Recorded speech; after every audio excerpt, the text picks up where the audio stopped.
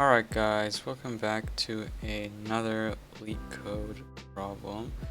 Today we're going to be solving number 125, valid palindrome. The question states that a phrase is a palindrome if, after converting all uppercase letters into lowercase letters and removing all non-alphanumeric characters, it reads the same forward and backward. And then alphanumeric characters include only letters and numbers. Now, given some string, we want to return true if it's a palindrome and false if it's not. So in example 1 over here, what we do is we want to see if this is a valid palindrome. So what would we do? We would compare the first and last character. Well, the A's match up. Alright, and then we'd take a look at the next character. Well, this is not alphanumeric, so it's not something that we need to consider. And then we consider the next character. They're both M's and match up, so far it's still a valid palindrome. And then we keep moving the pointers inwards and comparing anytime we encounter some alphanumeric character. And if the pointers reach each other or they cross, then we know that we've found a valid palindrome. Now, how do we know if we have not found a valid palindrome? Well, if the pointers are in a valid location, aka they're pointing to some index of the string where there's an alphanumeric character, and the characters don't actually match up, then we know that it is not a valid palindrome. So let's run through example number 2. Essentially, we'd start pointer 1 at index 0 and pointer 2 at the last index of the string. So over here, we compare the first pointer and the second pointer, the string at that index, and they're both R's, so then we can move the pointer 1 over, so AA, they match up, CC matches up, but eventually we get to E, and then some non-alphanumeric character, so we move this pointer in, and then we reach an A. Now these two characters don't match up. This is how we know that we don't have a palindrome, because then it wouldn't read the same forwards as it does backwards, excluding non-alphanumeric characters. Alright guys, now for the written solution.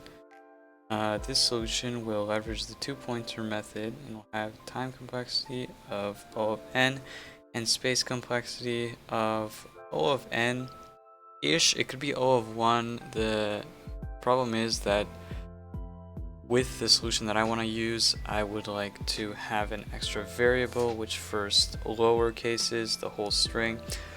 Alternatively, you guys could lowercase each character as you compare to see if we have a valid palindrome. Anyways, I'm going to start with the lowercase method. So first thing we want to do is lowercase s. So s is equal to s dot lower. Now at this point, what we have is solely a string with non-alphanumeric characters and alphanumeric characters that are lowercased.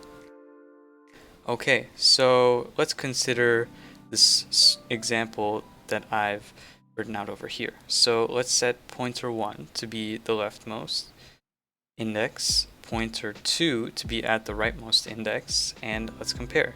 So what are the possible cases that we have? Well, first of all, we have the case where there are two non-alphanumeric characters that we're comparing.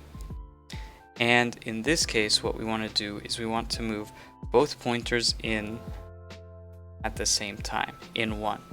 Okay, well then what's the other option? Well, what if one of them is non-alphanumeric? Well, in this case, we only want to move the pointer of the one that is non-alphanumeric, so we'll move that one in 1. Okay. And then what if both of them are alphanumeric? Well, in this case, what we'd like to do is we'd like to compare the two of them. So in this case, A and A, we'll compare these two. They match up, great. So we still have potential to have a valid palindrome. Okay, now Next thing that we'd like to do is move the pointers in 1. Alright, and then in this case what we do is, again, we'd compare these two characters. Well, in this case they don't match up, so we just return false. And let's just say this was an A. Alright, so if this is an A, then we would again move both pointers in and they would be on top of each other. Now this is one of our stop clauses, because now we know that we have a valid palindrome. Okay, now let's just say that the pointer pointed here, but there was no A in between. So instead the string looked something like this. Well, then the pointers would cross over one another, and pointer 1 would be greater than or equal to pointer 2, which we know means we have a valid palindrome. Okay, so these are the only cases that we have. Now let's convert this into code. Alright guys, now for the coding solution. And to start, all we're going to do is set s to the lowercase version of itself. Now we also need to set up two pointers, pointer 1 and pointer 2, to 0 and the rightmost index, so length of s minus 1.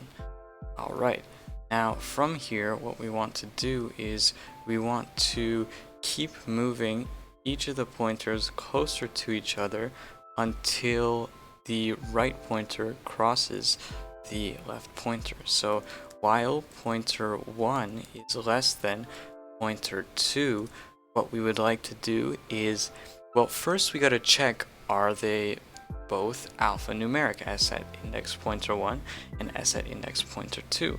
Well, let's do that. So if not s at index pointer 1 dot is al num, so we're checking if it's not alphanumeric, and if not s at pointer 2 dot is al num. So if they're both not alphanumeric, we'd like to move the pointers, both pointers, in 1. So pointer 1 plus equals 1, pointer 2 minus equals 1, and then okay, that covers that case. We've moved both pointers in.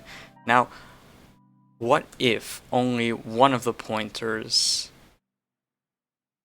s at index of one of the pointers, is non-alphanumeric? Well, let's take care of both of those. So elif not s at index pointer 1 dot is al num.